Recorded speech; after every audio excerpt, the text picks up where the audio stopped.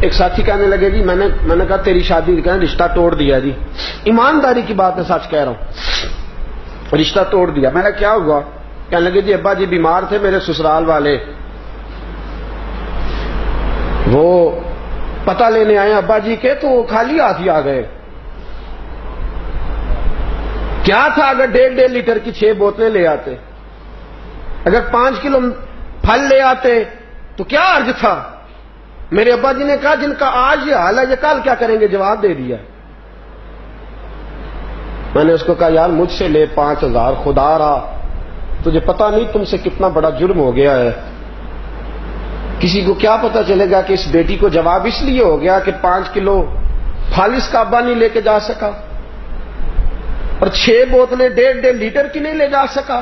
تجھے پتا نہیں لڑکا طلاق بھی دے دے تو وہ پاک صاف ہی رہتا ہے، اور بیٹی کی کبھی منگنی بھی ٹوٹ جائے تو لوگ کہتے ہیں کوئی بات تو ہوگی نا، جواب ہوا ہے۔ اتنا بڑا جرم، اور کبھی سوٹ نہیں ملے پہننے کو۔ یہ لڑکی کے سسرال والے لے کے آئیں گے تو پہنیں گے۔ میرے پاس ایک میرے ساتھی آیا، کہنے لگا ایسا 10,000 روپیہ چاہیے۔ میں نے کہا کیا ہوا؟ اس کی آنکھوں میں آنسو آگے، کہنے لگے ہمشیرہ کی ساس فوت ہو گئی ہے، روٹی پکانی ہے۔ میں نے کہا یار یہ تو ایک رسم ہے۔ کہنے لگے خدا را مجھے پیسے چاہیے، مجھے دلیل نہ دیجیے گا، اس لیے کہ میری بہن نے وہاں وقت گزارنا ہے، آپ کسی طریقے مجھے 10,000 دے کسی سے لے کے، اس لیے کہ بہن نے آج ٹیلی فون کیا، وہ جانتی ہے میرا بھائی کمزور ہے، اس کے پاس پیسے نہیں وہ کھانا پکا سکے، تو وہ کہہ رہی تھی بھائی میں تھوڑے تھوڑے کر کے جوڑ کے تجھے دے دوں گی، یہاں روٹی ضرور پکانا، اس لیے کہ میں نے یہاں وقت گزارنا۔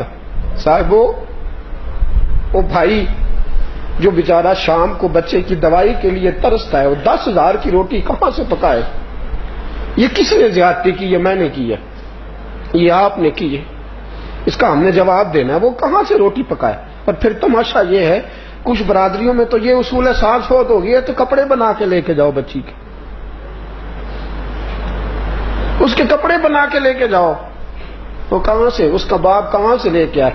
اس کی تو کمر بوریاں اٹھا اٹھا کے پہلے ساری زخمی ہے، اس کو تو کہیں دیکھو نا کہ بیچارہ جب سے کھڈی میں کھڑا ہوا ہے تب سے اس کا کمر ہی سیدھا نہیں ہوتا، کیا کرے وہ، کدھر جائے؟ خدا را اگر بیٹے مل گئے ہیں تو فرعون نہ بنو، اگر بیٹے مل گئے ہیں تو نمرود نہ بنو، اگر خدا نے بیٹوں کا باپ بنایا ہے تو دیکھو اس باپ کو، دیکھو جو بیٹیوں کا باپ ہے، اس باپ کو دیکھو جس کے گھر میں بچیاں پل رہی، کیسے وقت گزارے وہ، کیسے۔ اور پھر مصیبت وہ ہے کہ اب تو اللہ تعالیٰ فضل فرمائے، عالم یہ ہو گیا ہے کہ بیٹی سے شادی کوئی نہیں کرتا، اس کے مکان سے، اس کی کوٹھی سے، اس کی جائیداد سے، اس کا باپ بیڈ کتنے لکڑیوں سے شادی ہوتی ہے، لکڑیوں سے، بینک بیلنس سے نکاح ہوتا ہے، غریبوں کی بچیوں کی عمریں گزرنے کو آئی ہیں۔ یہ میں نے مشکل کیا، یہ آپ نے خدا را سوچو، اس کو سمجھو، کسی نے تو پہلا قدم اٹھانا ہے، کسی نے تو آگے بڑھنا ہے، کوئی تو ہے۔ یہ کیا مال دولت کا چکر، ہر آدمی اسی دوڑ کا شکار ہو گیا۔ تو یہ جو ہم نے رشتہ داریاں اس طرح کی بنائی ہیں، مجھے ایک صاحب کہنے لگے ایک دفعہ کہ جناب میں نے کہا یار تیرے غریب رشتہ دار ہیں، ملنے کیوں نہیں جاتا؟ کہنے لگا جی کیا جائیں ملنے، ان کو تو کسی کو کھانے کھلانے کا ڈب نہیں آتا، 3 طرح کے کپ لا کے آگے رکھتے ہیں۔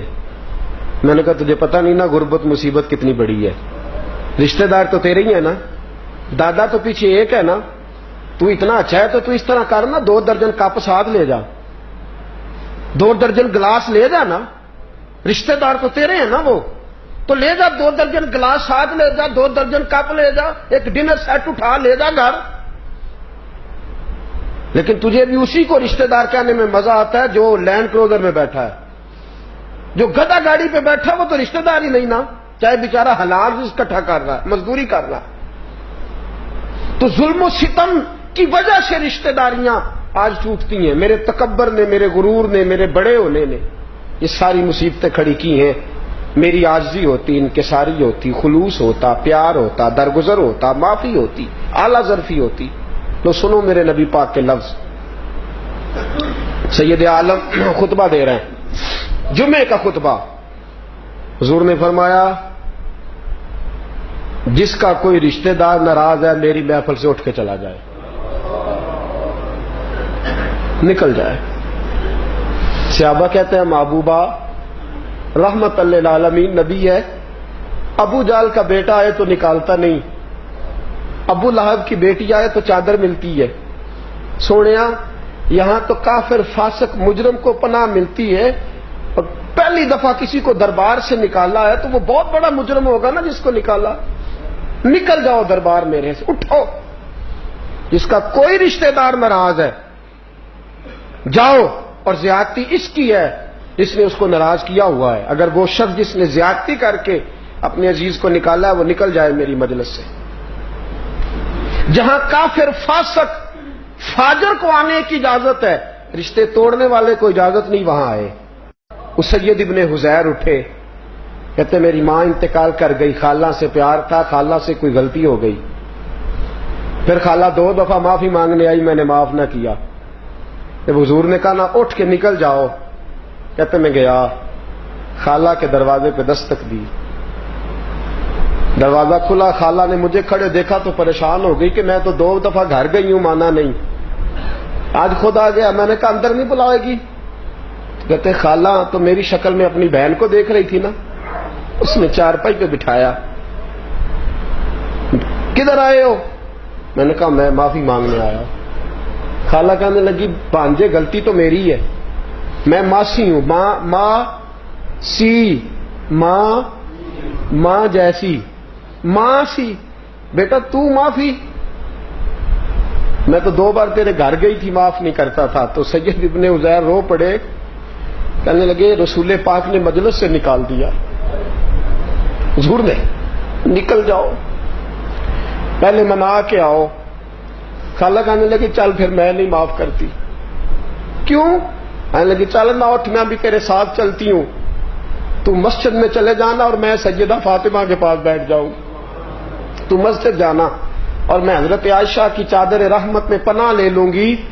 میں بھی بڑی دیر سے دور تھی، وہ کریم کبھی بھی معاذ اللہ جھوٹا نہیں ہو سکتا جو توڑنے والوں کو قریب کرنے